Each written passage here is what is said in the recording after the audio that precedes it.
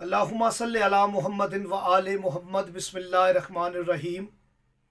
تمام حمد کی تسبیح ہے اس ذات کے لیے جس نے ہر شے کو عدد میں گن رکھا ہے، اور درود و سلام محمد و آل محمد علیہ السلام پر جو ہر شے کے عدد کو جانتے ہیں۔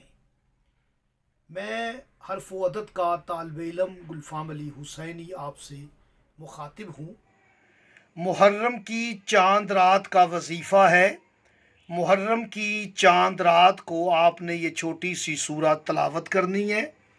انشاءاللہ تعالی اس سورت کی تلاوت یعنی سورہ الکوثر، سورہ الکوثر کتنی مرتبہ پڑھنی ہے، کب پڑھنی ہے، ویڈیو کو کامل دیکھیں۔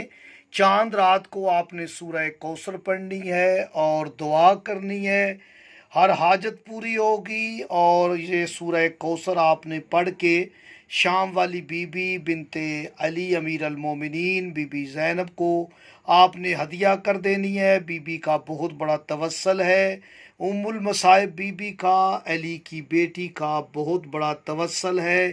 چاند رات کو آپ نے اس عمل کو کرنا ہے اور سورہ الکوثر کو پڑھنا ہے۔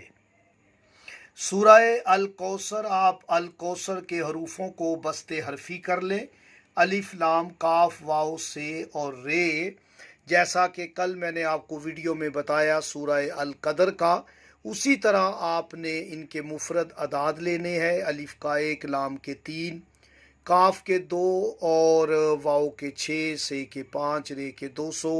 آپ نے اس طرح جوڑ لینا ہے، 2 جمع 5 7 اور 5 اور 6 11 ہوتا ہے، اس کا 2 لیں گے۔ اسی طرح آپ نے اسی چال سے کرتے رہنا ہے، تو یہ آپ کے پاس جو عدد آئے گا وہ 1 جمع 5 6، 5 اور 4 9، 69 کا عدد، 69 کا عدد آ جاتا ہے جو کہ سورہ الکوثر کا عدد ہے۔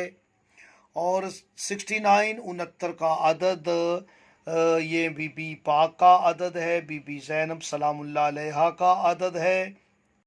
محرم کی چاند رات کو سورہ الکوثر کو آپ نے 69 مرتبہ 69 مرتبہ پڑھنا ہے، اور نماز مغرب کے بعد جب اعلان ہو جائے محرم کا تو آپ نے پڑھنا ہے، کالے کپڑے پہن کے پڑھیں اور جائے نماز پہ پڑھیں اور دعا کریں، بی بی زینب کو ہدیہ کر دیں، انشاءاللہ تعالی ہر حاجت پوری ہوگی۔